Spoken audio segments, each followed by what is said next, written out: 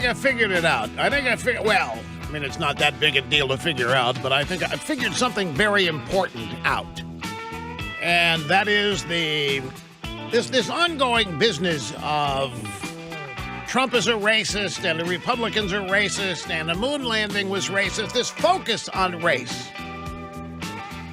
It's new. I mean, there's always been the allegation running around, but this is new. This has reached a brand new level, and I think I figured out in part what's going on. I'll share it with you as the program unfolds today with examples of what I'm talking about in various drive-by media stories. Greetings to you, music lovers, thrill seekers, conversationalists all across the fruited plain. Time for broadcast excellence here. Telephone number is 800-282-2882. If you want to be on the program, the email address, lrushbo@eibnet.us. Folks, this Stand for Betsy Ross T-shirt is not slowing down. We had so many more sales over the weekend that we have upped the donation to Tunnel the Towers from $1.5 million to $2 million. I wanted to make sure I announced this today at the top of the program so that it doesn't get lost in the rest of the program. We just had an over-the-top weekend, and we are now approaching 150,000 shirts sold. This is $27 per unit. That has generated enough of a profit. All the profits going to the charity. So we're now prepared to announce that as of today, the charitable donation to Tunnel the Towers will be $2 million. $2 million in 2 weeks, folks. We're talking about basically 2 weeks here. And there's this little story. Reverend Bill Owens, a former Memphis pastor who heads the socially conservative coalition of African-American pastors, is urging Nike to end its relationship with Colin Kaepernick over his criticism of the Betsy Ross flag. Reverend Owens penned a petition directed at the CEO of Nike, making it clear that the former San Francisco 49er quarterback's views do not represent his organization's views. Remember, he's a former pastor in Memphis who heads the coalition of African-American pastors, and he's saying this guy Kaepernick doesn't represent us or anything that we believe in. We represent a variety of races, ethnicities, and creeds, and we agree that Mr. Kaepernick's views on America and the flag are fringe opinions not shared by any of us, especially the African-Americans who marched against segregation with Dr. King. And so we have sent a box of Stand Up for Betsy Ross T-shirts to Reverend Bill Owens in Memphis. He should be receiving them this week. And by the way, again, folks, we have ramped up part-time people. We're paying them more than Bernie Sanders pays them to help us with the fulfillment here of all of these. We've got to get 140,000 out. We've got a lot of them out so far, but just hang in there and be cool, be patient, because your order will get fulfilled and it will get sent to you as quickly as we can make it happen. I just want to once again offer a sincere, heartfelt thanks. This is ordinary Americans doing an extraordinary thing here, and it's this is not per se something that's supposed to bring Nike to its knees. That's not the objective here. The objective here is simply to stand up for America. Betsy Ross didn't do anything to anybody. Betsy Ross, this idea, now the New York Times has gone all in with the fact that the moon landing promoted inequality and promoted racism. Because there weren't any transgenders involved, there weren't any women involved, because there weren't any African Americans involved, and so we're all feeling a very shameful kind of pride in celebrating the 50th anniversary of the moon landing. And this is the New York Times. This is not some fringe publication, although it is, I think, becoming a fringe publication in terms of who reads it and who believes what they see in it. Now, let me move on to something here that has become front and center. Normally, summertime, the time that we're in now, is a slow period for news. Congress is gone, for political news. Congress is gone. President's gone. President's out on vacation doing things. It generally takes some time off. You wouldn't know by virtue of the news today. What we have coming up this week, Robert Mueller is testifying on Wednesday. And let me give you an idea of what this is about. Jerry Nadler and Adam Schiff are on TV this weekend lying. Jerry Nadler actually went on TV this weekend and said that Mueller found evidence of collusion. And Adam Schiff is out saying that Mueller has named or has essentially identified Trump as an unidentified co-conspirator. Unindicted co-conspirator. In what? There aren't any charges. Nobody has been charged in the Mueller investigation with collusion. There is no conspiracy. How can anybody be an unindicted co-conspirator in something that has not been conspired? These people are just lying through their teeth. Nadler chairing his committee, and the little pencil neck is going to chair his committee. There's even talk that they're going to ask Mueller to actually read portions of his report. I think what's going to happen here is, because of word that I have gotten, that apparently Mueller and his staff have already been meeting with Democrats, the chairman and their staffs.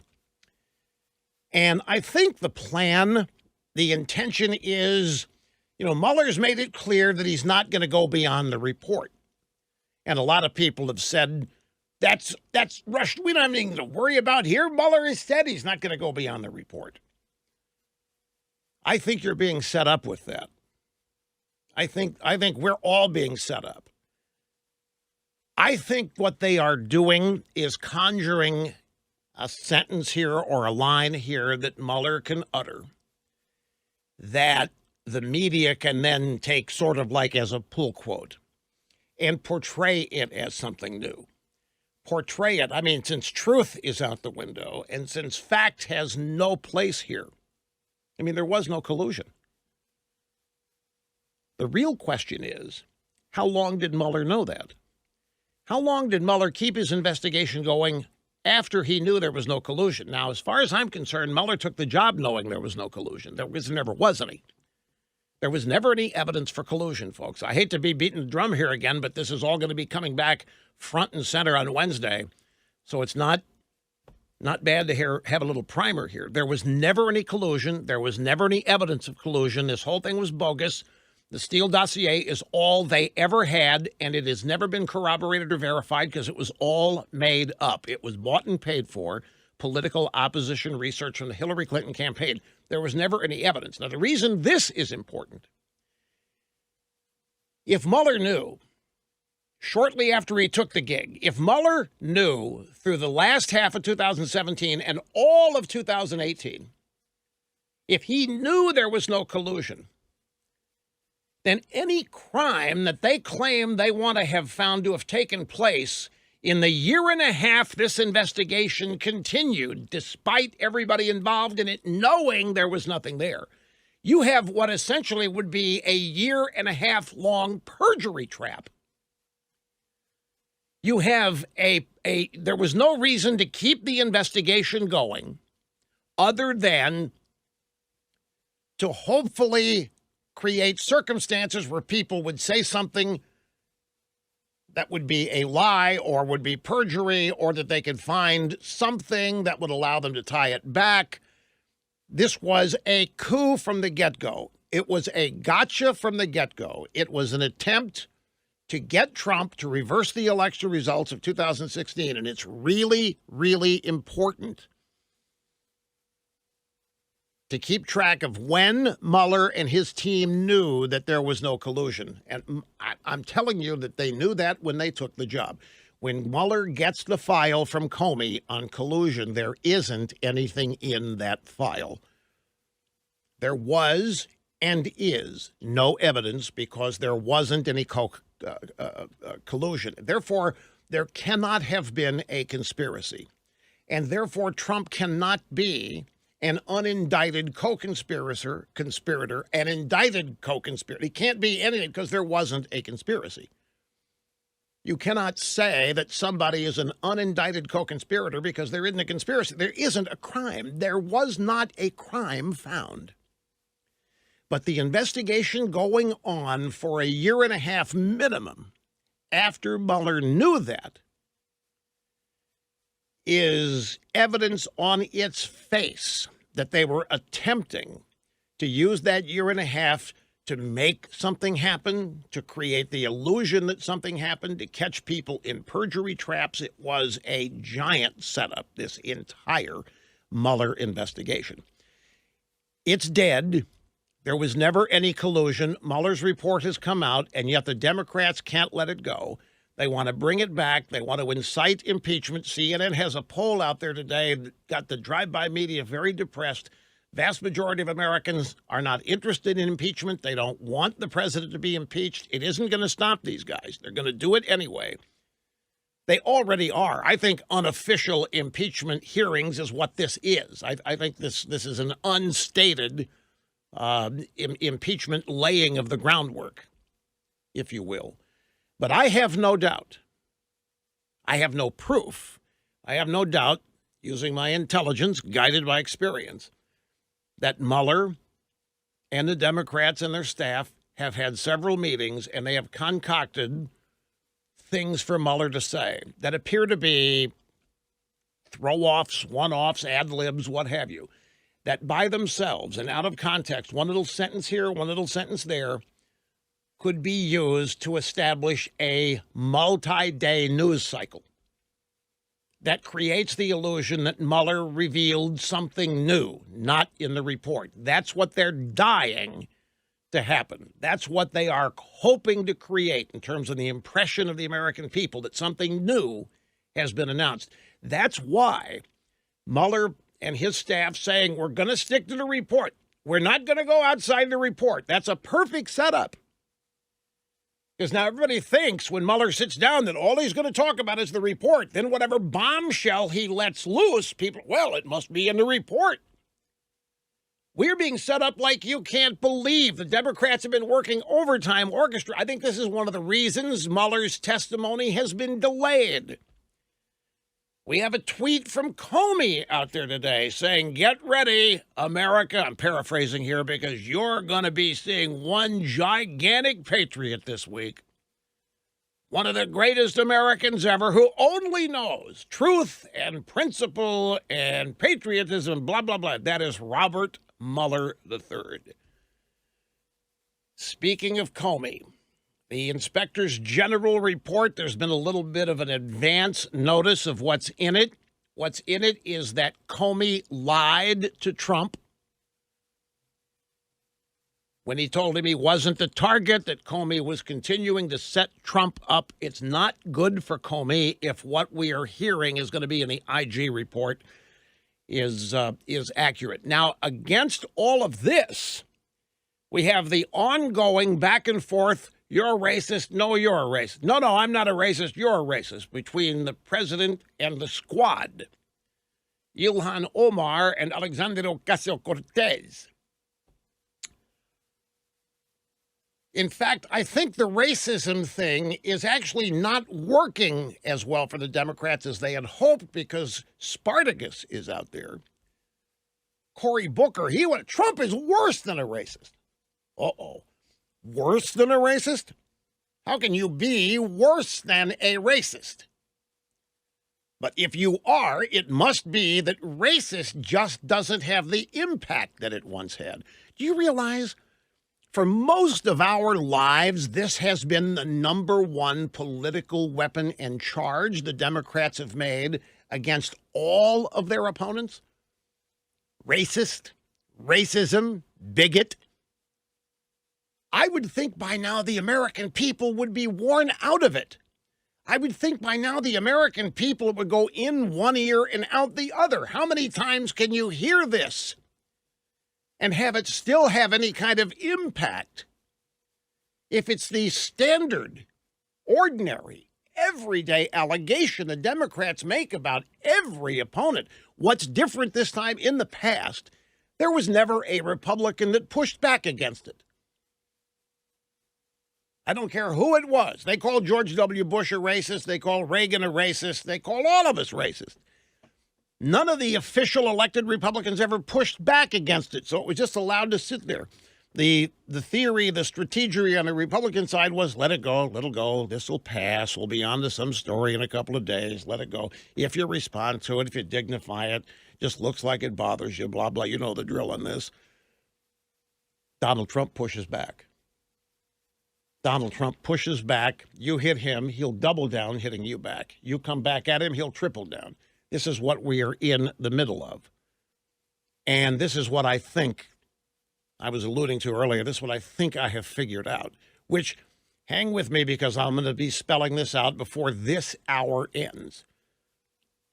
But now there's Trump is, I think, really smart on this, continuing to call the squad racist, continuing to identify them as the face of the Democrat Party, continuing to throw this charge right back at them, which doesn't allow them to get away with it in a blanket way like they always used to.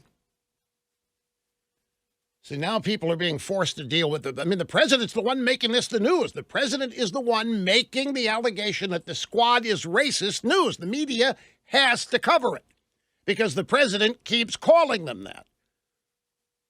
That's what's new. That's different. This is not what I figured out. I'm not getting you a heads up on that. That's a whole different thing here. Here's Trump's tweet. This is from just this morning, about 9:48. The squad is a very racist group of troublemakers who are young, inexperienced, and not very smart. They are pulling the once great Democrat Party far left. They were against humanitarian aid at the border. They're now against ICE and Homeland Security. So bad for our country. So now this has to be covered. And the media, I think, is full of, they love covering it. Trump's calling somebody a racist. The racist is calling somebody a racist. They're covering it. The fact that these four are being called racist, this does not happen much. So we'll keep a sharp eye. This is going to be a brutal week with Mueller and the Democrats and whatever they have concocted. So you're going to need to be here all week long. A brief break. We'll come back and continue after this. You're listening to Rush Limbaugh, America's gift to broadcasting on the EIB network.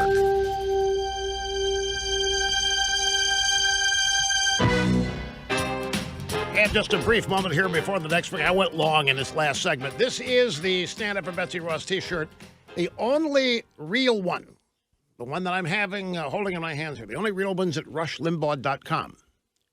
Well, I'm sorry, what was that? Oh, there are over 230 knockoffs, bootlegs. There are 230 fraudsters out there. That's just another indication of how overwhelmingly poignant, timely, and popular this is.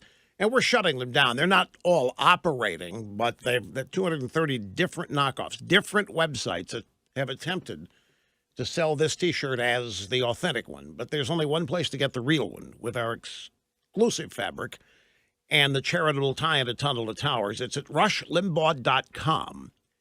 And just find the store tab at RushLimbaugh.com, and everything is explained right there. Just to repeat this, we have, because of an overwhelmingly great weekend, we have now recorded, been able to announce that we're going to up the charitable donation from $1.5 million to $2 million to the, and counting to the Tunnel to Towers Foundation. We will be right back. Hang on. Welcome back. Rush Limbaugh kicking off a brand new week of broadcast excellence here at the Distinguished Limbaugh Institute for Studies of All Things Relevant and Important. So President Trump is telling the squad to apologize to America. Stepped up his attacks yesterday. This is Reuters. Stepped up his attack. I would maintain to you that Trump is simply defending. Who started all this? Who is it that calls people racist? It's the Democrats. It's the leftists. They're the ones calling all of us racists all the time. And the reason for this is multifaceted, but the primary reason they do it is to gin up the African-American vote. That's why they do it. They're not really worried about racism and people being racist. It's all concocted. They haven't done anything for the African-American vote. The people have been voting. African-Americans have been voting for Democrats, are still as unhappy as they always have been. They're still as unsatisfied as they always have been. The Democrat Party doesn't do diddly squat for them. When the Democrats run the show, African-American unemployment doesn't change. It doesn't get better. Lifestyles for African-Americans do not improve, but all of that has happened under the Trump presidency. And they're paranoid about it. In the world of reality, life for African Americans and many other minorities is on the upswing because of the economic turnaround. The Democrats can never be responsible for an economic turnaround like this because they don't want an economy turned around like this. They don't want people who are able to fend for themselves, take care of themselves, and prosper themselves. They want that to all come from the perceived assistance of the party and the government. So all of this represents a threat to a gigantic coalition the Democrats have long since taken for granted, the African-American vote. So chalking Trump up as a racist and all Republicans as racists have been a standard operating procedure from the Democrat playbook for as long as I have been alive. Trump is simply the first Republican to push back against it. He's not attacking anybody. And yet Reuters says President Trump on Sunday stepped up his attacks on 4 Democrat congresswomen, the squad, who have criticized his policies, calling on him to apologize as he himself faces charge of racism. This is, you know what? I hear people talk about how embarrassing our discourse has gotten and how uncivil it is and, gee, how guttural it is. Well, how about this? How about if the Democrat Party stops doing this? How about if they stop using this cudgel of racism as a political weapon? Particularly when the racism and the sexism that permeates our society originates mostly with them.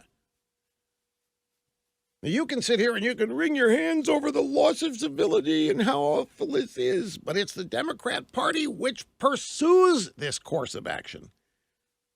Donald Trump never mentioned race in any of the tweets and in his public appearances at his rallies where the crowd did the chant. No mention of race, no mention of skin color. And yet this story from Reuters, like every other, ends up saying something along the lines, Trump has relied on racially divisive rhetoric. Trump simply defends. He gets up every day, sees himself under assault, and defends. He said, I don't believe the 4 congresswomen are capable of loving our country. They should apologize to America and Israel for their horrible, hateful things they have said. There's not a single racist word in any of that. There's nothing racist about Trump pointing out that these women have said hateful things about America. The whole Democrat Party does. The whole Democrat Party is being built on hatred for America. There's no mystery to this. They're open about it. They're trying to build a coalition of minorities rooted in resentment and hatred of America. For crying out loud, folks, if you have to go to the moon landing to charge racism and inequality, how desperate must you be? When Cory Booker has to go out there and say Trump is worse than a racist, it must mean that it's losing some of its impact. Yeah, it would be racist to ignore their anti-American past because of their skin color. And by the way, can somebody explain to me how Kamala Harris is an African-American? Her father's Jamaican and her mother is Indian. How does that equal African-American? Same thing with Barack Obama. Obama's not African-American. He doesn't have any history here to Selma, any of that stuff. And Rashida Tlaib is Palestinian, for crying out. That'd be like calling a Jewish person of color. How is Rashida Tlaib a person of color? She's not.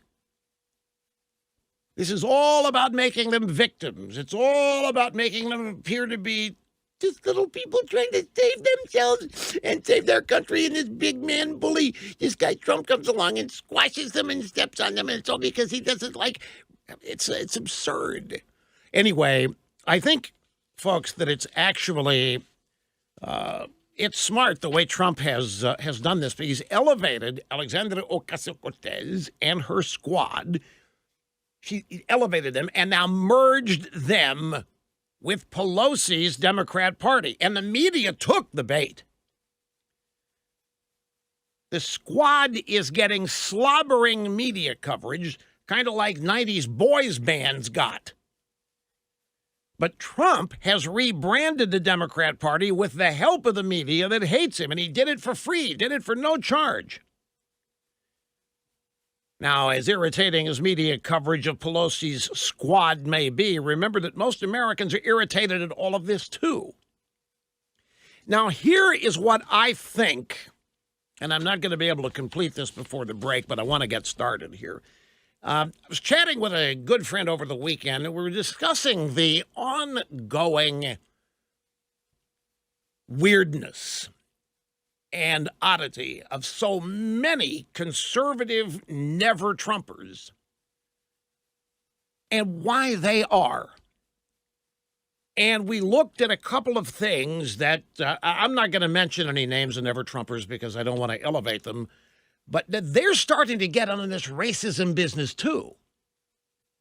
Conservative never-Trumpers are out there joining this refrain that Trump is a racist. So we were chatting about what's really going on here. And we think we have figured out the game that is being played. It's not just by the conservative never-Trumpers, however. It's by the entire media, the leftist media, and the Democrat Party. Now, it starts with this. We have a two-party system. We have the Democrats and the Republicans. We have some pretender third parties like the Libertarians and the Reform Party. But even if they were to ever get somebody elected, they don't have any kind of constituents base to form a coalition in Congress. So we basically have a two-party system. However, we've got many more than just two political camps. Every political party, both these parties have derivatives. And this is the secret to what is happening here. Within the Democrat Party, what is their coalition? Their coalition is linked by one or two things they have in common. Love of a gigantic, expansive welfare state government and hatred of us. So you've got the feminazis, you've got the LGBTQ crowd, you've got the climate change crowd, you've got all of these different coalitions. And they have different agendas, but their overlap is hatred for us and belief in a gigantic welfare state government. Now, on the other side, you got the Republican Party. Within the Republican Party, you've got the moderates, you've got the social liberals, fiscal conservatives, you have the straight down the middle conservatives, you've got the evangelicals, the religious right, this kind of thing. This is what I'm talking about when I mention the political camps that are within both parties. But all of this still equals a two-party system. The presidential election every year is between Republican and Democrat. So they all have to divide themselves on one side or the other. All these different constituencies of both the Democrats and Republicans, at the end of the day, have to count themselves on one side or the other. And when you do that, then you can, with each element, both the Democrats and the Republicans, they both have their extremists. But the extremists' place on each side is not the same. The extreme right-wingers are really way off the map, and they have no support and nothing in common with the mainstream conservative or Republican Party. Not true on the left. The extreme leftists are now becoming the face of and the definition of the Democrat Party, and this is what the media has to cover up. The media would like you to believe that the white supremacists and the alt-right, which is about 30 people, they want you to believe that that is the base for Donald Trump, while trying to tell you that Cortez and her squad and Antifa and Black Lives Matter are nowhere near defining the Democrat Party. But it's the exact opposite. The extremists on the left are becoming the face of the Democrat Party. The illustration for this would be that just 5 years ago, 10 years ago, Nancy Pelosi was seen as the classic extreme card-carrying leftist liberal. She was the embodiment of the far left. Today, Nancy Pelosi is being positioned by the media as a moderate centrist. She's being positioned as the power behind your old Democrat Party, the old standard Democrat Party, which was not made up of extremists and leftists. Well, Pelosi hasn't changed. She's still the fringe leftist that she's always been. She's just being portrayed as not that because there are people said to be further left than she is now, like the Squad. So they pitch the Squad versus Pelosi, or Antifa, or Black Lives Matter. But those people are taking over the Democrat Party. The so-called white nationalists, I don't even know any. The so-called white supremacists, I don't even know any. Nobody I know on the Republican side even knows these people. They're so small, they're so fringe, but the media is trying to say that they are the Republican Party and that they are Trump's base and that Trump is one of them, whereas Pelosi is this moderate, harmless, standard old-fashioned Democrat. Now, keep that thought in mind because I'm going to resume at that point when we get back. You're listening to Rush Limbaugh, The soundtrack of your conservative life. on the EIB Network.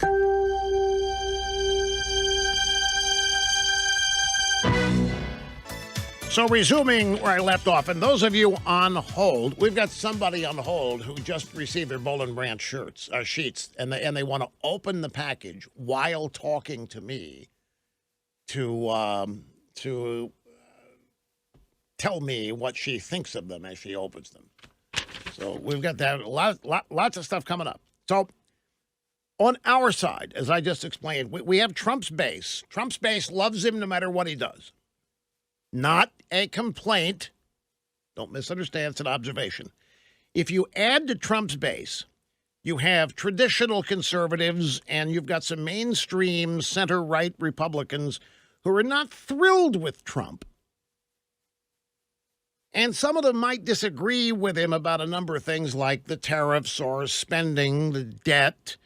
There are a lot of mainstream Republicans who don't like this blowing up of the world order that we had, that Trump has done, which I have previously explained to you. Trump's getting rid of this idea that the United States is the world's piggy bank, getting rid of the idea that as the lone superpower of the world, we deserve to take it on the chin now and then because that's part of the price we have to pay. Trump's throwing all that aside, getting rid of all of that. We're not going to become the world's piggy bank anymore, and we're not going to do things not in our interests, and we're not going to let people who are supposedly our allies rip us to shreds and undermine us simply because that's what superpowers have to do.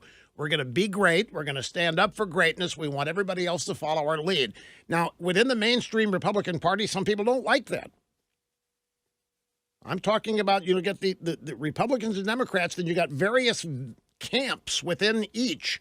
So you've got Trump's base. You've got the mainstream Republicans who they support him, but they're not thrilled with him for all of these. They don't like the tweets. They don't like the language. They don't like the... But they hate and they are petrified of the left. But they're worried. They're worried about lack of spending restraint. They're worried about the tariffs and all of that. But they realize that Trump's presidency is overall a net plus. Now, this incorporates most of the Republican Party. If you look at Trump's approval rating within the Republican Party, he's always over 90%. But within that approval rating, what I'm saying, there's some people that are not thrilled with Trump like Trump's base is. They realize the alternative to Trump, Hillary Clinton, or any of these Democrat nominees is simply unacceptable. Now, together, these groups make up the majority of the Republican side. Then there are two smaller groups. You have the Never Trump faction, the conservative literature crowd, which comprises the neocons who loved the Bush administration because they loved Bush going to war in the Middle East. They loved the idea of that because they believed they were bringing democracy to all these. What they did was democratize Islam. The big mistake of the Bush administration was to democratize Islam. We brought democracy to Islam, meaning that when it gets elected, like in Iraq, that it is validated. These people love that, but we don't. But they, the never-Trumpers, the neocons, they loved it. And then there are the George Will types, I call them, who just hate Trump for everything and for any reason on principle. They see Trump as incompetent, a boob. They see him as corrupt. And combined, this Never Trump faction's nose is permanently out of joint because these are the people that thought they ran everything. They thought they ran the Republican Party and the conservative movement from Bush 41 all the way through Obama, and now they are irrelevant, and they are having a devil of a time dealing with the fact that they used to think they were it, to now realizing they're irrelevant. Now, stick with me on this, folks, because this is fascinating stuff. We will be back. Don't go away. Rush Limbaugh, because we know for you, only the best will do. On the EIB Network.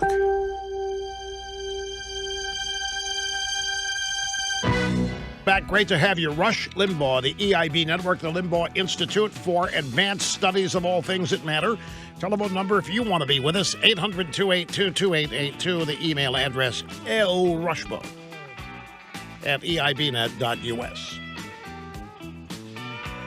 Okay, so continuing here, my thought. I'm sorry I didn't plan this to do it all at once, but I wasn't going to be able to anyway with commercial breaks. Basically, to summarize, two political parties. Within each party are many factions, many different camps, and the extremes, they're both camps, both Republicans and Democrats have extremes. The mainstream media is attempting to make the alt-right and the white nationalists, white supremacists appear to be the mainstream of the Republican Party, and that they are Donald Trump's base. They are not. There are so few of, I don't even know any of these people. I don't know anybody who does know these people.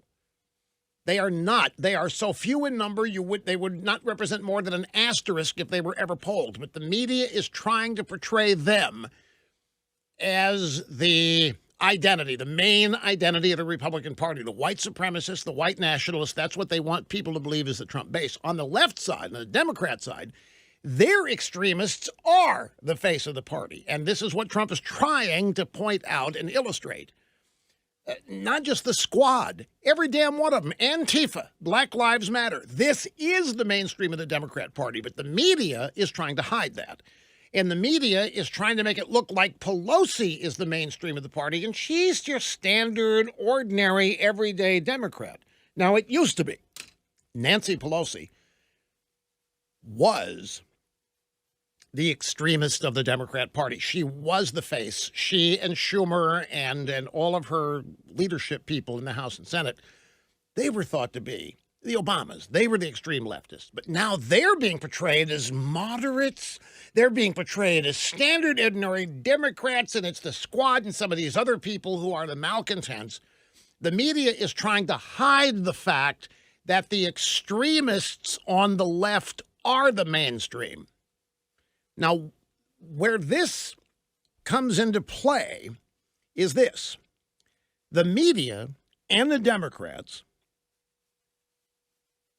are not the only people portraying Pelosi and Schumer and Biden and the Clintons as standard mainstream Democrats.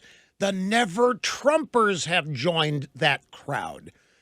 The never-Trumpers, the Republicans who thought they ran the party from Bush 41 all the way through Obama, the neocons, the people that thought they defined conservatism, they have been shown to be irrelevant. Their noses are out of joint. The things they supposedly stood for and represented obviously are not the primary identity of the Republican Party.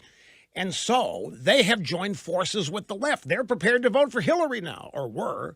And they're out there. They're joining the Pelosi, Schumer, Biden crowd in their criticism of Trump.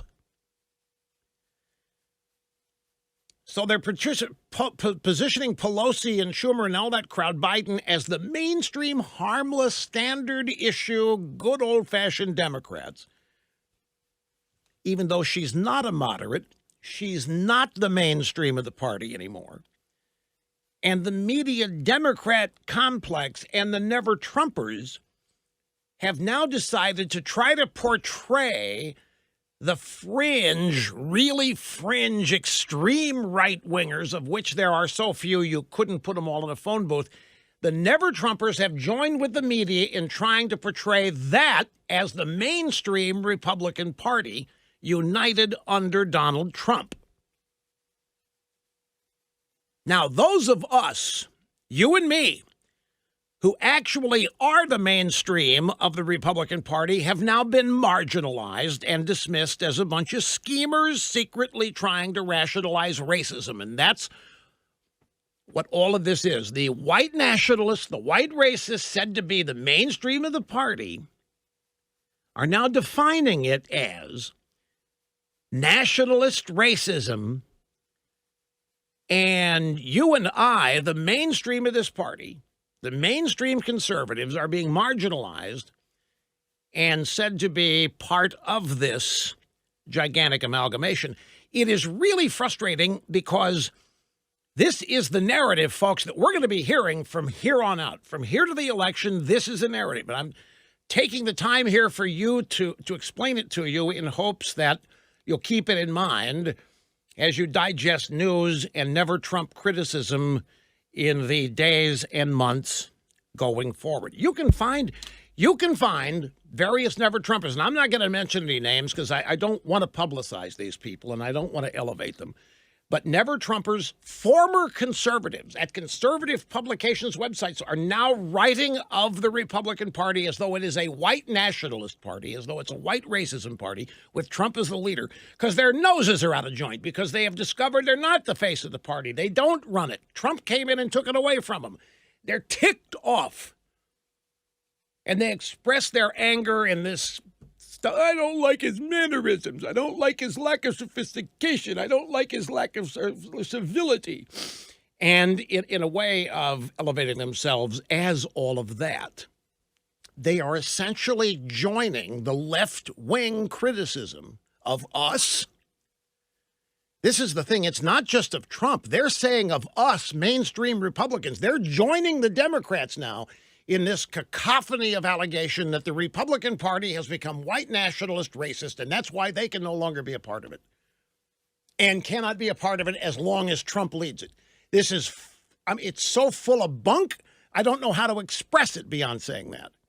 It is a gigantic concocted narrative, and that's why they don't let go of this charge that Trump is a racist and all of his supporters are racist. Because you've got the Democrat faction now made up of never-Trumpers who are prepared to vote for Joe Biden simply because they hate Donald Trump, because Donald Trump took away what they thought was theirs and has rendered them irrelevant in the process. It's really maddening. It's frustrating to have these people who always portrayed themselves and thought of themselves as the intellectual base, the intellectual strength, the intellectual energy that defined conservatism and kept it alive within the Republican Party. That's what they claimed to be doing. They wanted your donations to enable their work to continue so they could continue to make sure that conservatism was part of the Republican Party, right?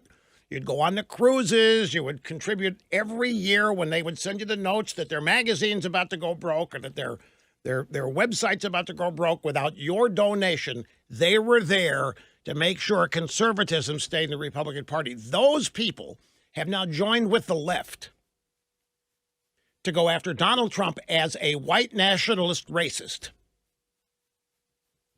And then the media is going to love this. These people are going to become, and already have become, some of the favorite sources. I mean, you've got these conservative intellectuals like, pick your name, George Will, Bill Kristol, these guys, they're going to be quoted, they're going to be cited, they're going to be invited on TV as guests to explain how the Republican Party's been taken over by white nationalists and racists and so forth. They may not use the actual terms, but they'll be answering questions with those terms in them, and they'll be wringing their hands. It'll be so sad. They'll be so filled with regret that this has happened. It's so unfortunate. And it will, in the process, be contributing to the construct of the media Democrat complex. Donald Trump and the mainstream Republican Party is now white nationalist and racist. It's a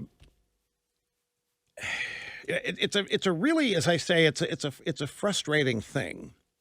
But you know, a friend of mine said over the weekend, it's absolutely true. You, me, everybody you know.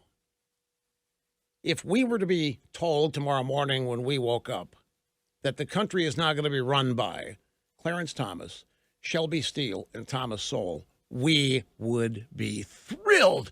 We would be standing up and applauding. We would be saying, where do we sign up? It isn't about race.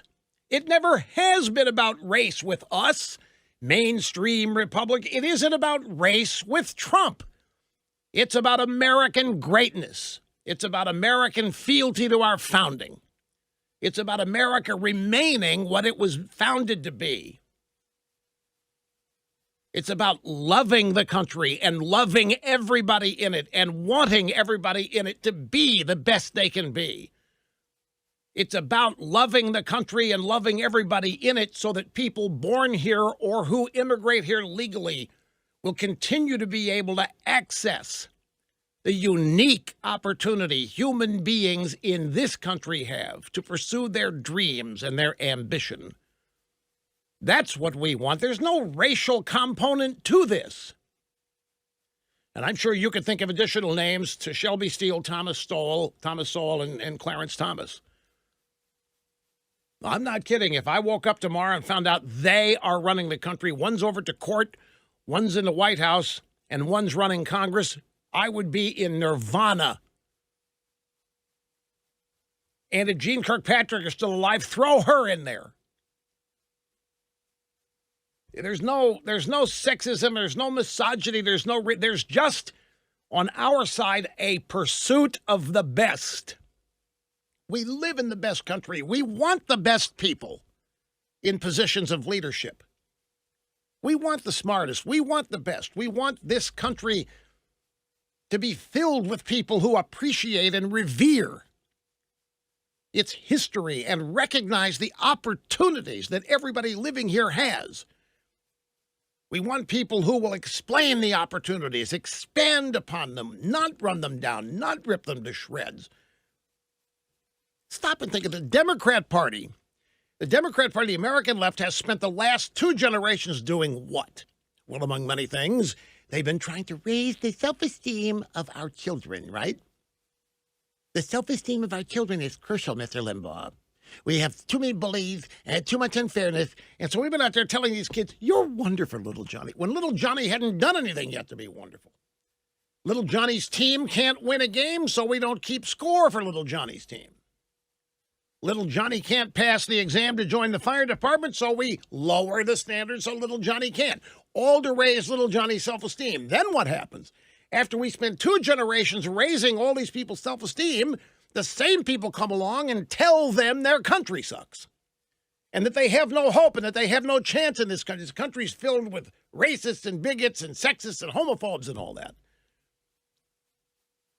Little incongruous, if you ask me. building up everybody's self-esteem. You're so wonderful. You're the best. You're just wonderful. There's nobody like you. And we come along, and then what do we tell them they're up against? Hopelessness, because they live in a hellhole. This racism stuff about reaching my limit in patience with it. It's been part of the daily fabric of the Democrat Party for as long as I've been alive. I would think by now people would have just learned to ignore it because it's so commonly alleged. But then you have to remember that there's a new generation of people born every 20 years, every 20, 25 years, and they've not heard it. To them, it's brand new. They're in their teens or 20s. It's something brand new to them. Anyway, let me take a brief time out. I really appreciate those of you on hold who are waiting. We'll get, for you Apple fans out there, iOS 12.4 has been released. Let me just give you a brief. I think what 12.4 mostly has is the Apple credit card. If you have been eagerly anticipating that, that's going to be part of the release. If not today, it'll be soon. But there's one new feature in 12.4 that's really cool for when you get a new phone. They have this feature called Auto Setup. And the way it currently works, you put your old phone by the new phone. They recognize each other. You pair them together. And from your current phone, all of your settings, preferences, and passwords are transferred to the new phone. Then, to complete the process, you have to restore from a backup of the current phone, either on iTunes or in iCloud. In 12.4, there is none of that. Everything gets transmitted wirelessly from your current phone to the new phone. There's no using of iCloud. There's no need for a backup. Whatever's on your current phone will be wirelessly migrated to your new phone. That's probably the biggest new feature, but you only use that once every 2 years, whenever you set up a new phone. There's some other things. The EKG monitor for the watch will now work in Canada, I think. But anyway, I just wanted to pass that on since I'm aware of it, and I love sharing news. In the meantime, a quick timeout. We'll come back and continue with you on the phones right after this. Limbaugh Letter. Rush unearths the dirty secrets of the big tech left-wing social media. I spoke with James O'Keefe of Project Veritas. He has bombshell evidence from a high-ranking Google employee that they are colluding with Democrats to shape the outcome of the 2020 election. Get the explosive interview in the August Limbaugh Letter at RushLimbaugh.com. You're listening to the EIB Network. And welcome back. Rush Limbaugh Talent on loan from God Owings Mills, Maryland. This is Darren. Great to have you. You're up first today, sir. Hi. Hey, Rush. It's great to talk to you once again. The whole word racist or racism, it's being overused and it's worn out. It's like a dirty baseball that's being constantly thrown around, and it's being done out of desperation. Look, Rush, I'm a black American, and I'm called racist. I'm called racist because of my conservative ideas, of my conservative principles. I have, the majority of the time, I have whites calling me racist, and then I have blacks calling me Uncle Tom. But the thing is that racism has really lost its whole purpose. And a lot of people think that racism or being a racist has something to do with disagreeing with someone of the opposite color or whatever the case may be.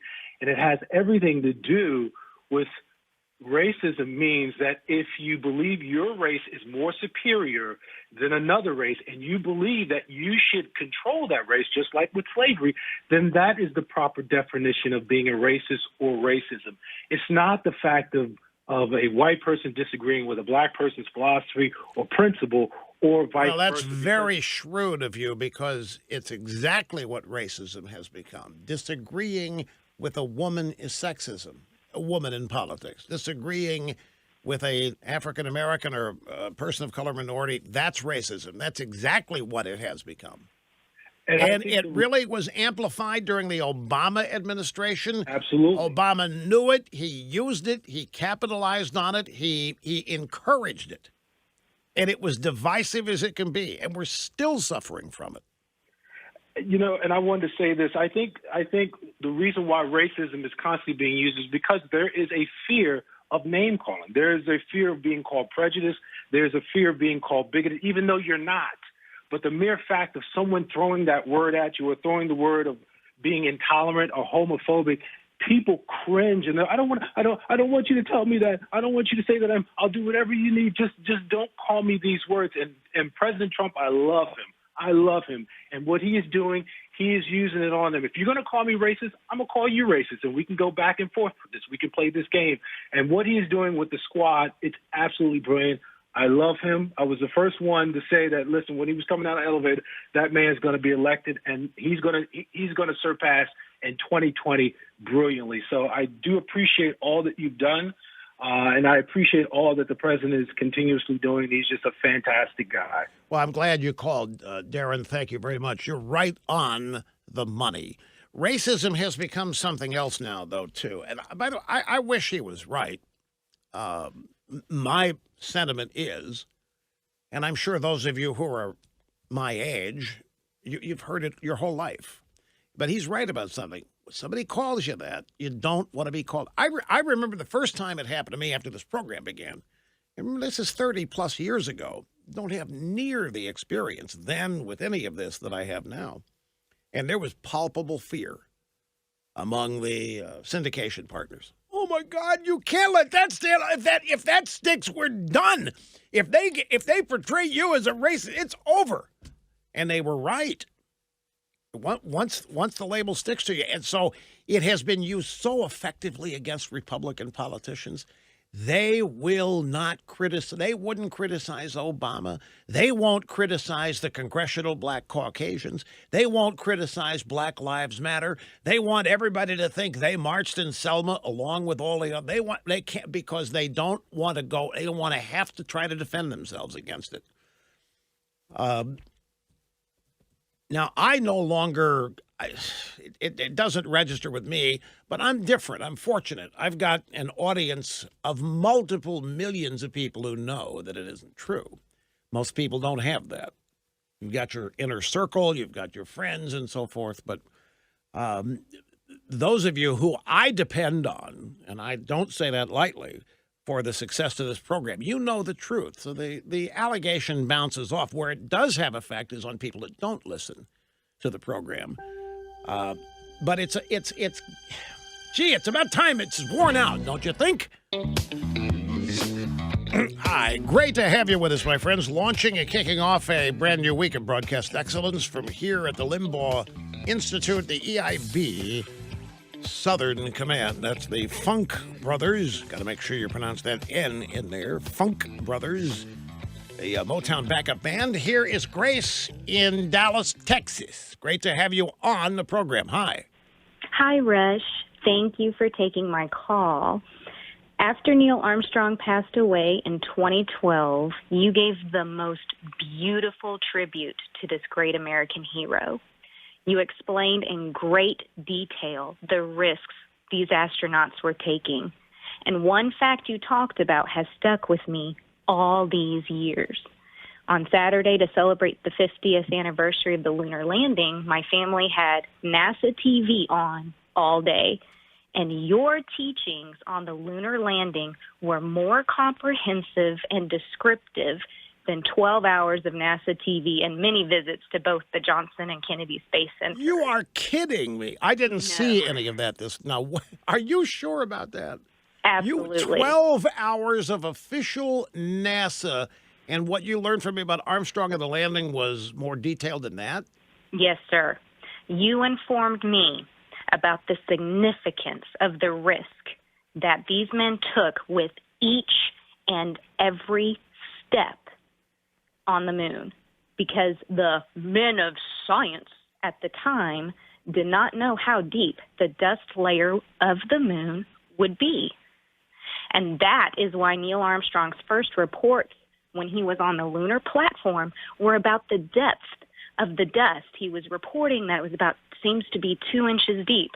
And they knew one of the risks they were taking they could land on the moon and then sink into oblivion because of the dust layer being so thick. You taught me that. So thank you, Rush, for your beautiful tribute to Neil Armstrong and for your thoroughness in explaining the great risks these American heroes took. Well, I thank you so much. And in closing, I wanted to let you know that I am a millennial. I am 33 years old with a daughter who has a name that is one of your top 10 favorite female names, All right. Catherine. And I was brought to tears with excitement and hope because of Trump and Pence reviving NASA. This is exactly what this nation needs. Space exploration serves to unite us as a nation under the common goals of adventure and curiosity, and to take the focus off of our individual selves, just like it did in 1969. That is so exactly right. But look at what the left is doing, Grace. They are corrupting the space program. They're politicizing this great human and American achievement by claiming that it furthered racism, gender inequality, and overall inequality because it was only white people that were involved. It's the most despicable thing. Well, they are starting the new program called Artemis, and I don't know if you saw the announcement of this, and their goal is to put the first woman on the moon.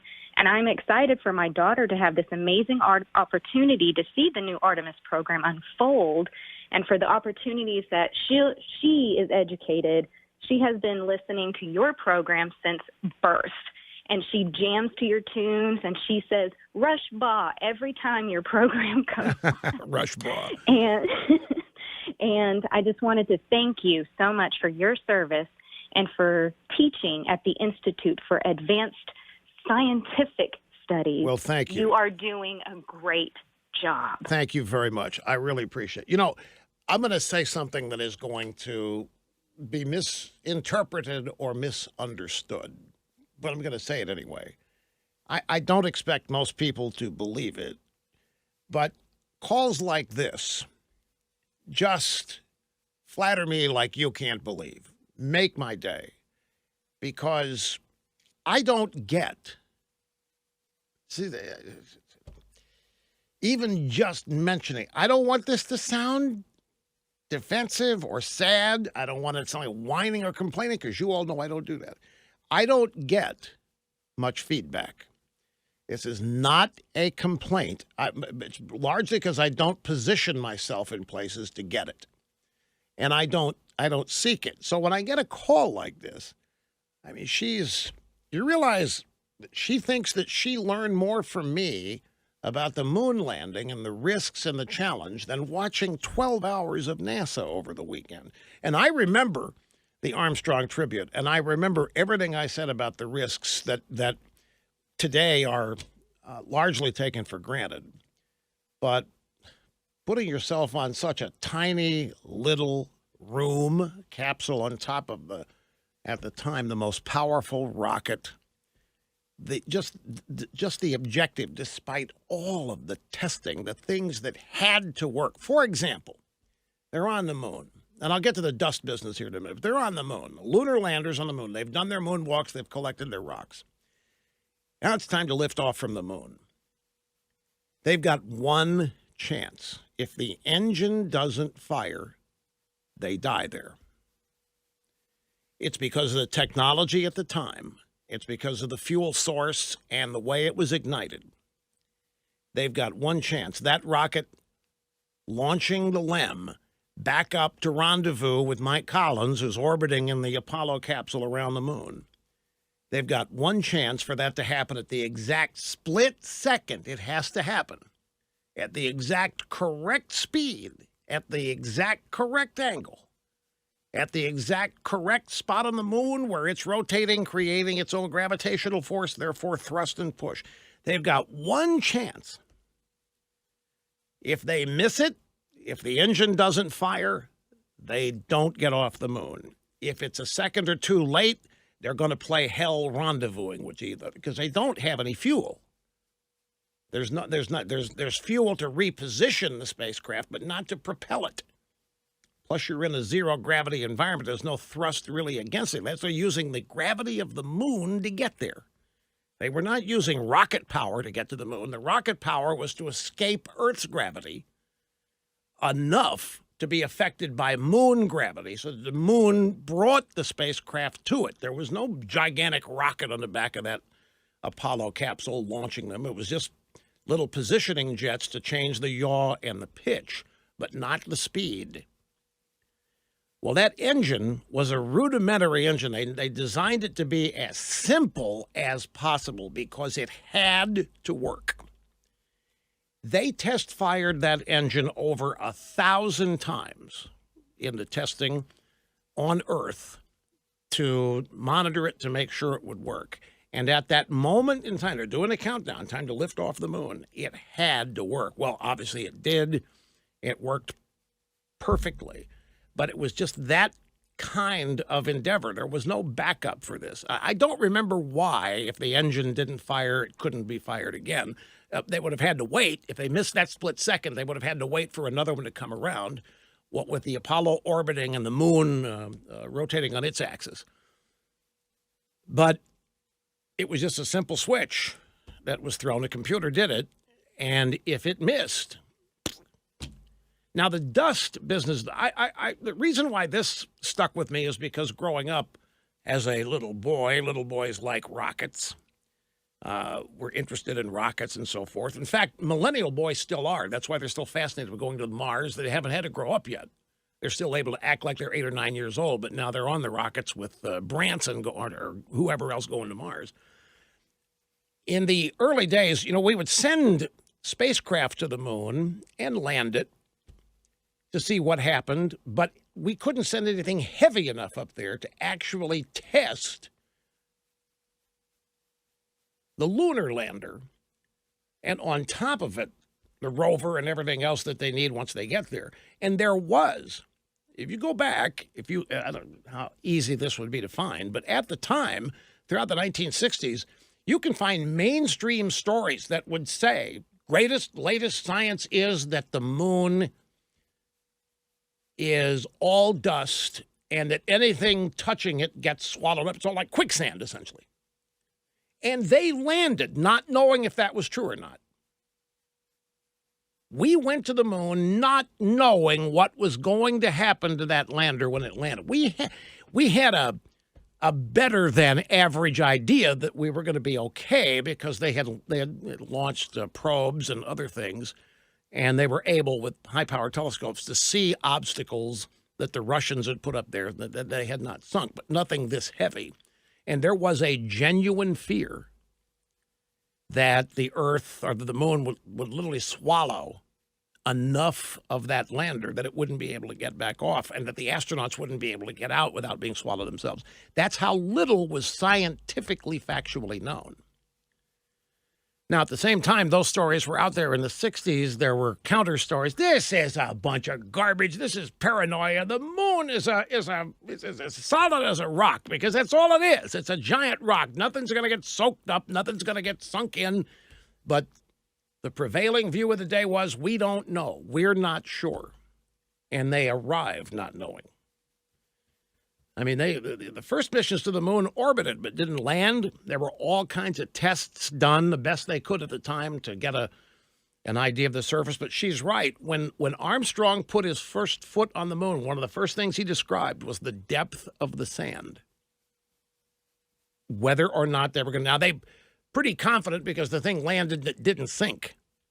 But at the time, there was not, as we say, ontological certitude about any of this. I mean, you stop and think, I don't know if these 12 hours explained how all this happened. The lack of power, the lack of thrust to make these rendezvous work. That's why all the testing with Mercury, and Gemini, the 2 astronaut capsules, the docking with the space station, docking was crucial to having all of this work. And being able to use the gravitational force of the moon to actually suck the spacecraft to it, because there wasn't, once they finished with the rocket, there wasn't enough power to escape, beyond escaping the Earth's orbit. The Earth's gravitational pull. It's just fascinating stuff. And they had to be able to figure all of this out without having ever done it before. There were great minds working on this stuff. And she's right. At the time this was good, there wasn't any thought about social justice or any of this. Everybody was just dazzled by it. They were blown away by the possibility, by the achievement, by the accomplishment. It wasn't a braggadocious kind of pride. It was just an acknowledgement that this was a great thing. And now here we come, and the American left today has corrupted it. A New York Times headline today, if the space landing had occurred yesterday, the New York Times headline would be, cisgender, heteronormative, patriarchal oppressors walk on moon. That's what the headline would be. Cisgender, heteronormative, patriarchal oppressors walk on moon, replacing men walk on moon. Take a break and be back after this. Rush Limbaugh, making radio great again. You're listening to the EIB Network.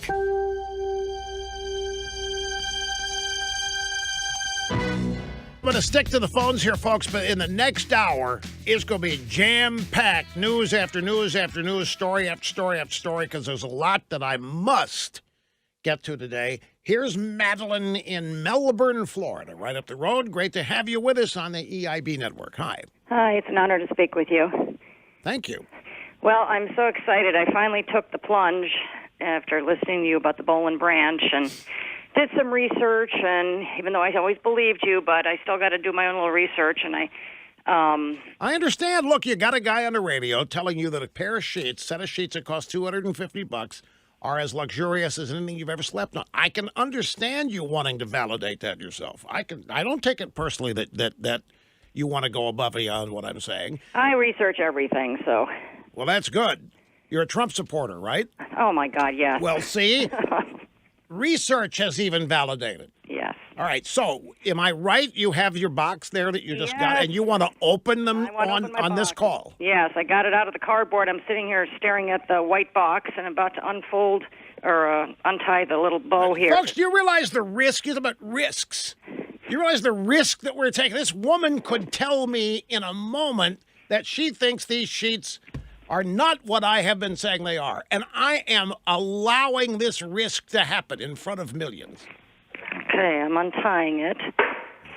Holy cow. Wow, this is really different. There's, when sheets usually come in the plastic zippered case, these are in this beautiful little knapsack. Oh my I've God. told you about the packaging. I've told you the packaging is so great that you're going to be giving these away as Christmas presents. You watch. Oh my God, I've never seen anything like this. And there's no cardboard. There's one little tiny little thing of cardboard in here. These feel like butter. Oh my God. These feel like the softest things. I mean, I have, these are incredible from what I'm feeling right. Oh my God. We're sweating bullets here at the EIB Network. We're cool now. No, they literally feel like silky butter. I have, What color did you order? well, I don't like plain boring colors. I found the summer vines, the coral. I was debating if I should get the tan one. I or the thought she coral. said Playboy colors at first. I was wondering what are those, but so plain, boring colors. Yeah, I just don't like plain white and plain, What size? What size are the sheets? What size of bed do you have? These are folds.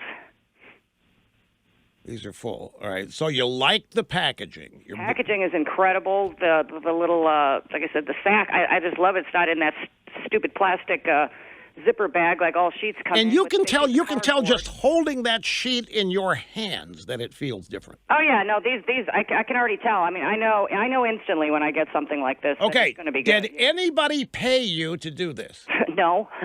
Did you prearrange this call with anybody at the EIB, even though that's so against policy that if that were discovered to have happened, heads would roll? Did you do that? No, I was expecting the sheets to come tomorrow, and I saw the FedEx thing on my email. They're coming today, so my heart was pounding all morning. Couldn't wait, and I got them, and then it just dawned on me, so I was listening to you to begin with. Let me call Rush real quick, see if I can get in. And All right. Now, I did it. I'm assuming you live in Melbourne, so you have an air-conditioned home. Yes, it's on 74 right now. All right. Miserable Here's what up I want there. you to do. I want you to have your normal active day. You put those sheets on the bed. Don't wash them yet. Put them on the bed.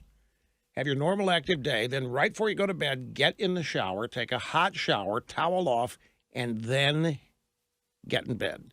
And then, if you think they feel buttery now, wait till the end of a long day with some some work thrown in on a hot day like this after a shower. You think butter right now. You wait. You try that, and then you call back and tell us, look, I'm out of time, Madeline. I appreciate it more than you know. We got to go, folks. Back after this. Sit tight. Your treasure map to the truth on the EIB Network.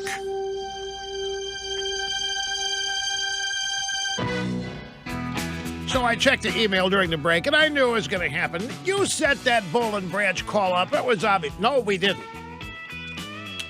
Look, I was fairly confident that it was going to go the way it did, but it was entirely possible that that could have been a setup, and that woman could have called in and said, these things feel like cardboard. I can't believe. It could have happened. I rolled the dice in here, folks, and that was great. You're all great. We got thousands more Stand Up for Betsy Ross shirts flying off the shelves today. This is just, it's self-sustaining now. This is so far beyond expectations. It's gone so beyond expectations. I mean, we're now up the charitable donation to $2 million to Tunnel the Towers. We've grossed an amount of money here that would just, I mean, this would be on the New York Times bestseller list for a year if this T-shirt were a book. And people are wearing these shirts. They're sending us photos of these shirts being worn out there. Great fabric, unique fabric. And, you know, my wife, Catherine, has done one of the most amazing jobs in terms of, you know, we had no idea what this was going to do. If you're going to do something that has to end up selling 140,000 shirts, guess what? You got to find them. You got to make sure they're there. They've got to be the same. You have to be able to scale up the fulfillment process, the logistics, and the vendor has to be able to get those shirts sent. It have to be run off and printed. I mean, the vendor that we're getting is running 24/7 on his press. We're getting shipments of shirts coming in at our loading dock every day, practically. Full. I mean, the UPS driver's not even wearing a uniform because ours is his only stop. But it's taking that long to unload and categorize. Then the inventory has to be, we have to get all the correct sizes that people want. This has been a massive supply chain achievement here that this has gone so far beyond expectations. And we couldn't say, wait a minute, folks, slow down. We can't handle the volume we've got. We couldn't do that. So we had to ramp up and get it done. And we're doing it all ourselves. We're doing every aspect of this, from the design. Well, we farm out the manufacturer, but I'm talking about from the inventorying to the fulfillment. We haven't farmed any of it out to people that don't care as much as we do. And we are peddling. We are peddling so fast to get every order fulfilled. And people aren't just buying one, and they're buying other things in the store as well. And I think the magic here is it's gone beyond Nike and Kaepernick. This now stands for and represents just being counted, just standing up and pushing back against all of this criticism of America coming from people perpetually angry, perpetually their noses out of joint. People don't want to dislike their country. We love the country. We want everybody to love it. You know, that's the real frustrating thing for me personally. I want everybody to love the country. I do. It's really been great for me. I don't like to hoard things and keep them from other people. I want everybody to be able to share and experience everything I can. And I try to make that as possible as I can every day of my life. And the opportunities that we have as Americans are unknown to 90% of the population of the world, even in nations that are free. They can't compete with the ability, the opportunity, the enshrined nature of our freedom and our human existence. There's never been a place like this.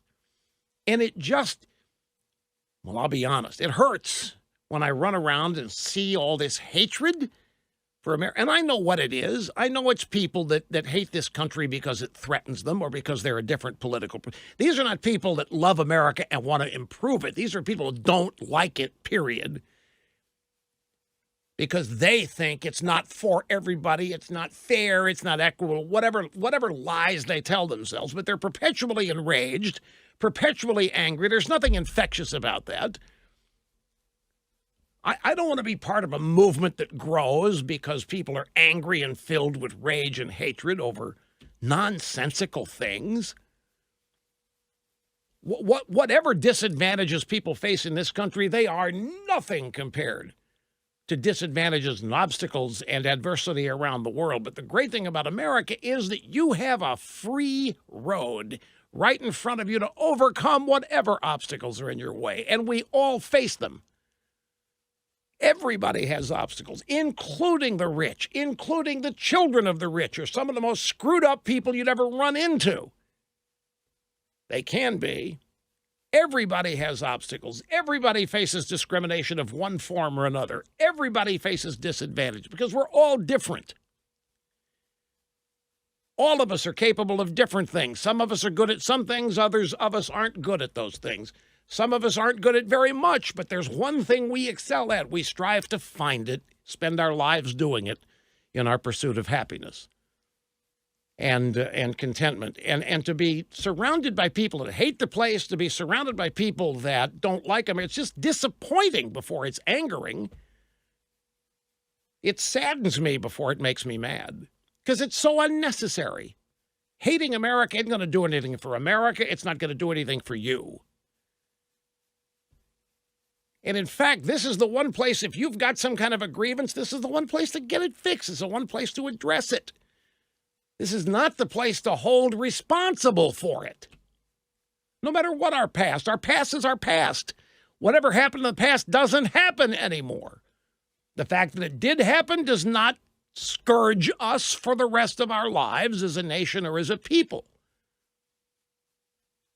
And here we are in the midst of an economic revival and the nation on a course here where it can be once again restored to its founding. We have people running around irritated about it, mad about it, unhappy about it. That saddens me. All I can think of is so many people missing out on the opportunity for a happy life because they have bought the propaganda or the demagoguery of a bunch of people who are attempting to build a political coalition on grievance and hate and victimhood, and it's just so unnecessary. And I wish for this proverbial gigantic slap in the face that would wake everybody up. Everybody putting themselves in this prison that they're in because they're constantly enraged or angry. You know, not everybody has a lot of self-confidence. People that don't, okay, so you're not feeling so hot about yourself today. It's not the country's fault. There's nothing the country did to make this happen to you, and you can fix it. But most people don't want that responsibility, or a lot of people don't. They would rather take the easy way out and have the built-in excuse for why things aren't going great. A bunch of nameless, fameless people that they've never, ever met did it to them. Those old white slave owners that founded the country did it to them. What a phony excuse. So the Stand Up for Betsy Ross t-shirt is simply for people who aren't buying into this and are a little fed up hearing how rotten their country is. Because what is a country but its people? Whatever America is its people all united or all living under the same principles and guidelines and Constitution. And those who've taken the time to study it know how special it is. They know how exceptional it is, and they know how unique it is. And they have a never-ending appreciation for it. No, we have a political party who wants to hear one more time from Robert Mueller go on TV and lie about how Trump colluded with Russia, that the Mueller report says so, when it didn't and doesn't. I don't know about you folks. I don't want to be led or governed by people who are constantly angry, constantly enraged, constantly feeling like they're a victim of something. Those are not the people you want leading you. You know the people you want leading you, the people that don't. Somebody sent me a note. Rush, that's all great if you woke up tomorrow and you found out that Thomas Sowell, Shelby Steele, and Clarence Thomas were leading the country. But the thing is, Thomas Sowell would run away and hide. He doesn't want that. That's the kind of leader you want, somebody that doesn't want the job. And that's Got a lot of sense to it. Okay, I mentioned a lot of news I want to get to. I didn't intend to do this monologue, but the feeling and the thought overtook me as the theme music announcing the opening of this hour occurred. Here's a detail on something I mentioned earlier. It's a piece by Paul Sperry at Real Clear Investigations. By the way, let me explain this website to you. You know, we have Real Clear Politics. We have Real Muddy Politics. We have Real Clear Polls, Real Clear this, Real Clear... Real Clear Investigations is a site that links to any number of investigations done by different journalistic organizations, Washington Post, New York Times, individuals, others. And it's basically a clearinghouse. They don't do investigations themselves per se. They may have a couple people to do, but they basically are an aggregator. And so there's a piece at Real Clear Investigations by Paul Sperry, who, by the way, does some incredible work. And the headline, Department of Justice has evidence that Comey investigated Trump while misleading him. A report being prepared by the DOJ Inspector General Michael Horowitz will include evidence that James Comey repeatedly misled Donald Trump to cover up what appears to have been a covert operation targeting the president. 2 U.S. officials briefed on the IG report, which is expected to be released now in September, and other government sources have told Real Clear Investigations that A, Comey added notes of numerous meetings and phone calls with Trump to the official case file of the Crossfire Hurricane investigation. Comey had an agent inside the White House, Anthony Ferrante, who reported back to FBI headquarters about Trump and his aides. The Trump National Security Council Division supervisor, quote, was not allowed to get rid of this informant. For months, Ferrante continued working in direct conflict with the no-contact policy between the White House and the Department of Justice. So the Comey had an informant in the West Wing who was reporting back, no doubt, on whatever odd things Trump was doing or saying that would disqualify him. Comey appears to have coordinated some of his efforts with President Obama. That doesn't surprise me. I think Obama knew all of this. I think Obama had to sign off on much of this. I mean, all of this Russia stuff happened while Obama was president. The real question is, if the Russians were really colluding, why didn't Obama stop it? It happened during his administration. Why does Trump get the blame for it? Well, there wasn't any. The Mueller report is firm and final. No collusion. I don't care what Jerry Nadler is lying about on TV yesterday or Little Pencil Neck Shift. There wasn't any. There never was any. There was never any evidence of any. Steele dossiers, all they had. Fake, phony, made up. And Comey's got an informant in the White House, Anthony Ferrante. They were not able to get rid of him. Comey coordinated some of his efforts with Obama, Joe Biden, and key cabinet officials who were concerned with national security and law enforcement. Now stop and think. All of this so-called collusion, the things that Democrats want you to believe, the media and all this, it happened when Obama was in the White House. If it were true, if it were happening, what it means is that the Russians were tampering with an American election when the Obama administration was running things. Trump had no power over anything whatsoever, and they didn't do anything to stop it. And they didn't inform Trump. The whole thing was a setup. Notable among those Obama-approved efforts was Comey's so-called defensive briefing to President-elect Trump on January 27th about allegations in the lurid Steele. This is the famous January 6 meeting where Comey and Clapper and I think Brennan go in to meet Trump. And after a few minutes, Comey asks those two guys to leave. It's just him and Trump at Trump Tower. And that's when Comey tells Trump about the dossier and particularly the golden shower story. That Trump had hired prostitutes to urinate on a bed in a Moscow hotel that Obama had slept in. Then Comey leaves that meeting, calls Clapper, says mission accomplished. Clapper called CNN, reported that Comey had told Trump, therefore it's news now.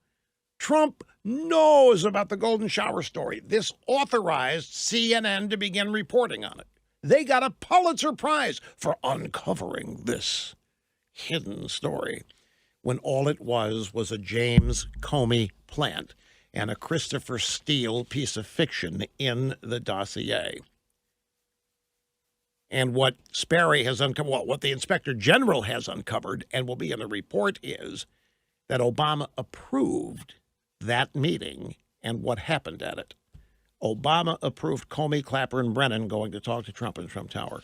And it was, by the way, shortly after that Trump started talking about the fact that his wires were tapped at Trump Tower, which turns out to have been true.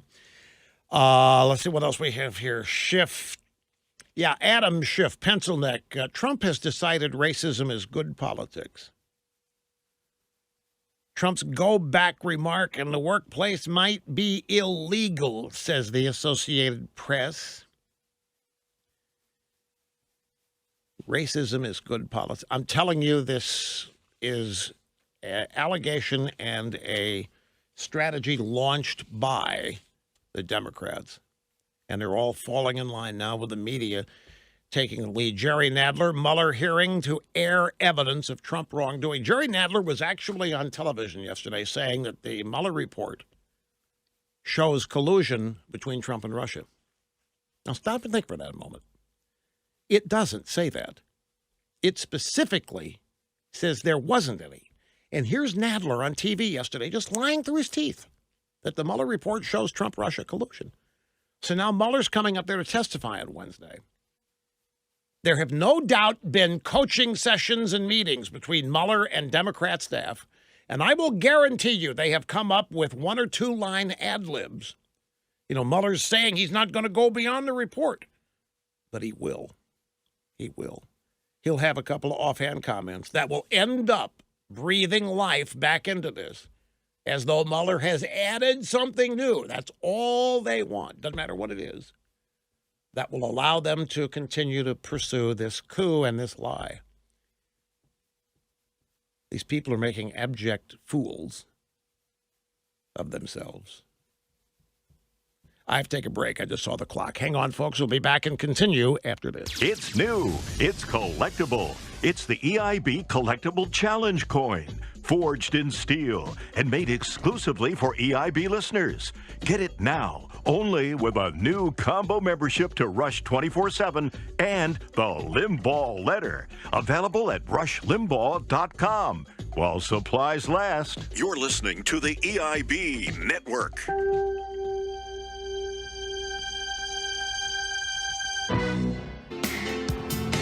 And we're back. The cutting edge of societal evolution. More news. 2020 Democrats are starting to turn Obama's legacy against Biden. This was a story from over the weekend. The former vice president has tied himself closely to Obama. His primary opponents are trying to complicate that.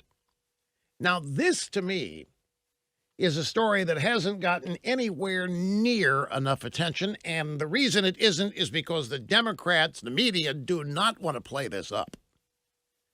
But let me give you the upshot of this.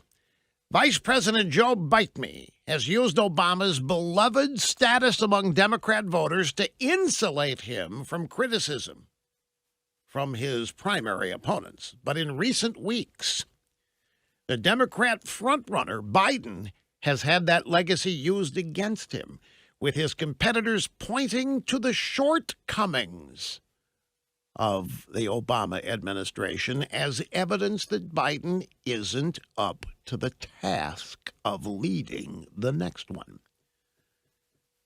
Karthik Ganapathy, progressive consultant now running his own firm. Karthik Ganapathy told the Daily Beast, quote, Barack Obama personally is incredibly popular among Democrat primary voters. Also, at the same time, there's growing recognition that income and wealth inequality got worse under Obama. The climate crisis got worse during Obama's 8 years. Deportations went up during his time in office. Children were separated from their families during the Obama administration. I never thought I would see this. And it's another bit of evidence that tells me just how intense the Democrat leadership and the media today is of getting rid of Biden. That they are willing now to, amongst themselves, trash Obama. Whoa. Good. Hi, welcome back. Rush Limbaugh executing assigned host duties flawlessly, zero mistakes. Because I do the assigning. As you know, I'm a household name in all four corners of the world. Hey, the Federal Trade Commission announced today a settlement with the credit monitoring company that suffered a data breach that affected nearly 150 million people. This is Equifax. Equifax will pay nearly $700 million to compensate those affected by the data breach and some fines in order to resolve the problem. Now, that amount alone underscores the magnitude of the security breach that occurred just a couple of years ago. And it took us a year to learn it. Security breach happens. They don't announce it for a year. Equifax, nearly 150 million people's data, online credit card information, the credit agency, all that stuff was compromised. The people didn't know it for a year. And if your data was involved in this breach, well, you were exposed and did not know it. There was enough time for bad people on the internet to buy and sell your identity data and use it for their own gain. Now, you know what's coming next. There's a way to protect yourself here. There's a way to guard against this vulnerability, and it's called LifeLock. LifeLock gives you the best online identity theft protection you can get. It starts with the vigilant monitoring of online activities of all of their members, looking for signs your identity is being used without your permission. And those signs, I mean, they've got algorithms that can detect spikes and other abnormalities in your online profile. That's what alerts everybody, and then they let you know about it. It includes restoration efforts. When illegal activity is detected that you didn't know about, and if you end up being defrauded, they've got a restoration team that works with you until everything's put back together. Sign up today at lifelock.com or call them 800-440-4833. Make sure you use my name when you sign up, and that'll get you 10% off the plan you choose. Lifelock.com or 800-440-4833. Yeah, it's interesting here that the Democrats are now starting to attack Obama. The subtle targeting, and they're doing this to get at Biden. And they're saying that Biden is not qualified because of all the things that went wrong during the Obama years. Now, you're not seeing it in the drive-by media. This is internal stuff that Democrats are being sent in mailing lists, email blasts. I mean, you're not going to see CNN do a story on this. You're not going to see the New York Times do a story on it. But Democrat donors are being sent this stuff. You know, Biden's not quite. The Obama administration had its problems, folks. And I'll guarantee you this is not going to sit well with Obama. Not at all. I still think that he and Michelle are still surveying the landscape out there and waiting. You don't think that... You don't think so? Why? Because Michelle likes the life now of being the most admired woman. Yeah, but Barack wants back in. Do not doubt me. Barack wants back. Barack Obama is out there fuming every day, and this stuff is not going to help. He's fuming that Trump got elected. He's fuming it over what Trump's doing. Trump rips Obama left and right, Obama policy left and right. He's reversed a bunch of Obama stuff. Obamacare's on the verge of being buried. The signature deal. Now, I know everybody says, Rush Michelle doesn't want to get back in there. She likes being a cover of Vogue too much. That wouldn't stop. Yeah, but she likes the high life. She gets to run around with Oprah. That wouldn't stop. Oprah just have to come to her.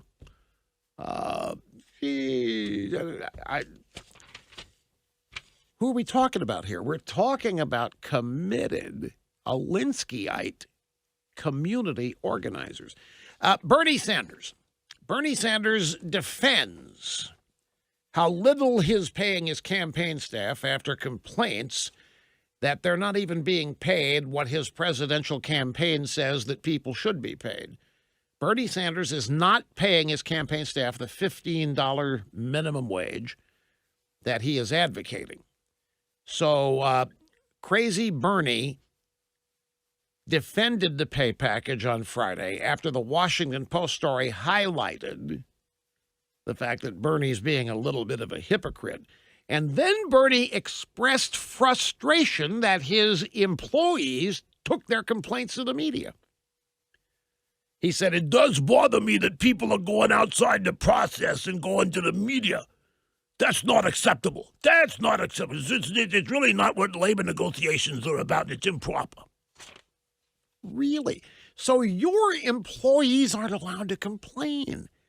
You aren't even giving them what you're promising every American's going to get. Then they complain about it, and you tell them that they are violating policy.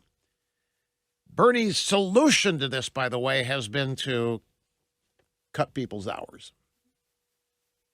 I'm not kidding. He's cut people from 60 hours to 40. Here is Al in Dallas. Great to have you, Al. Welcome to the EIB network.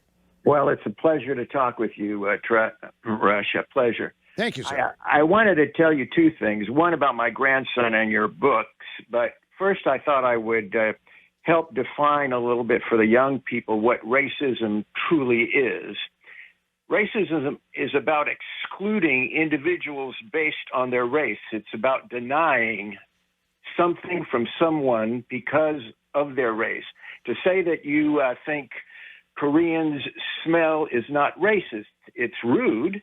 To say to someone who is Chinese that you don't like their facial features is not racist. It shows you are offensive, but not racist.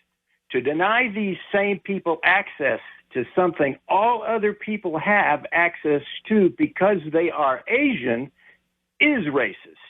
There's a huge difference between being rude, prejudiced, pejorative, impolite, offensive, uncouth, and being racist.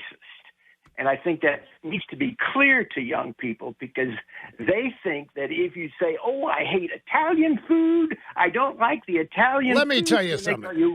Hang on a minute, Al. I appreciate what you're saying, and I agree with you. He's absolutely right about his definition of racism, and you can even take it further. But I have to share something with you here. And I just saw this. Ivanka Trump just got her kids a new puppy. And I think they went to it might be a rescue puppy, or they might have gone to a breeder. I'm not sure which. It looks like a husky. The thing is, it's a white furred dog. It's white with blue eyes. Twitter has blown up, accusing the Trumps of being racist by getting a white dog. I'm not kidding you. I'm not kidding. I just had the thread sent to me. There are pictures of the dog with allegations that this proves Trump family racism. They had to get a white dog and one with blue eyes. Did you see that? They had to get a white dog.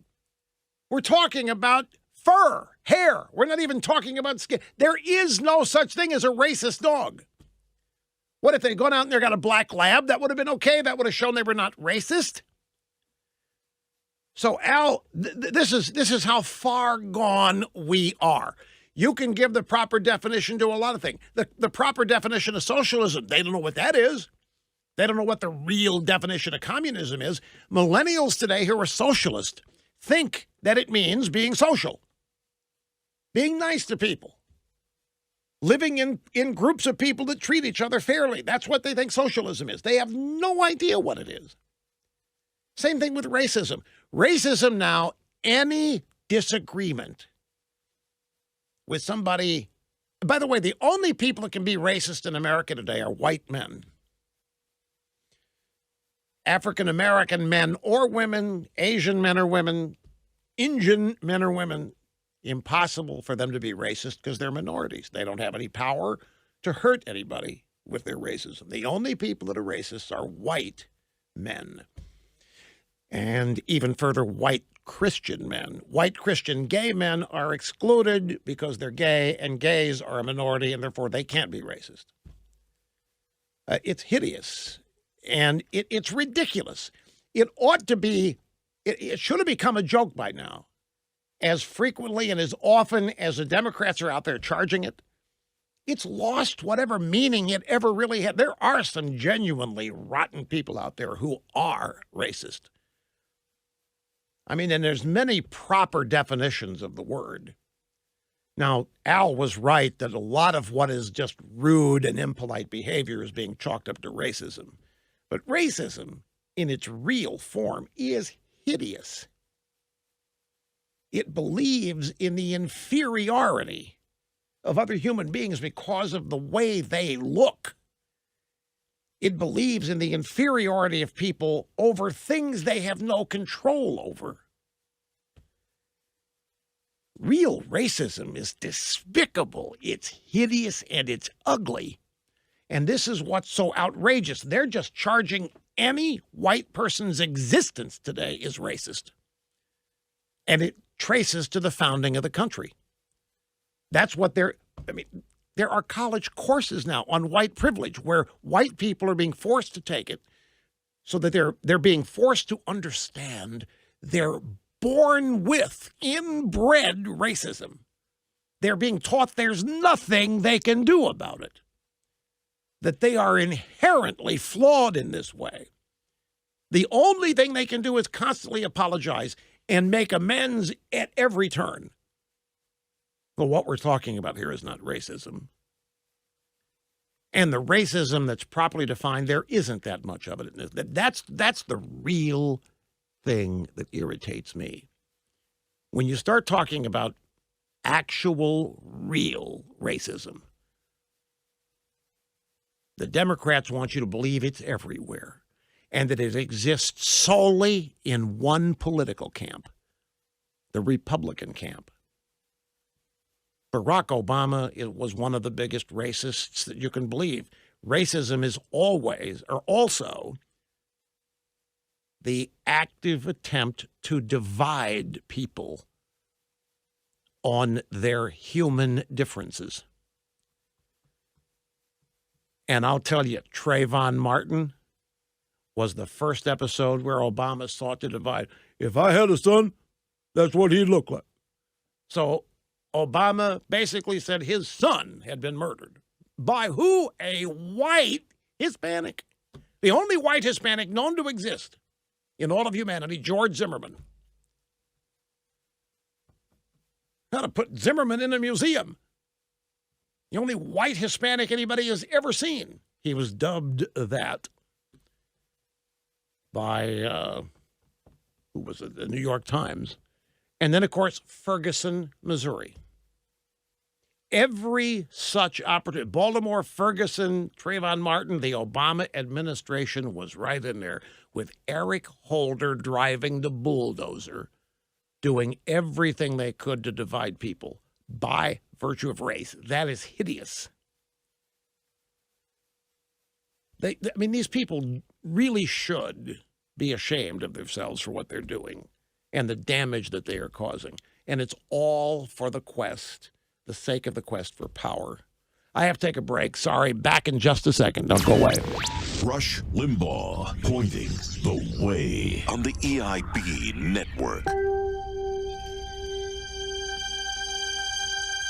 I have a guy on hold I'm not going to have a chance to get to today, but we're calling him to see if he can make time for us tomorrow.